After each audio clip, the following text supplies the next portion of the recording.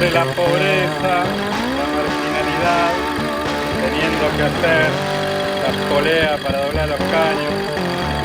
Así no se puede.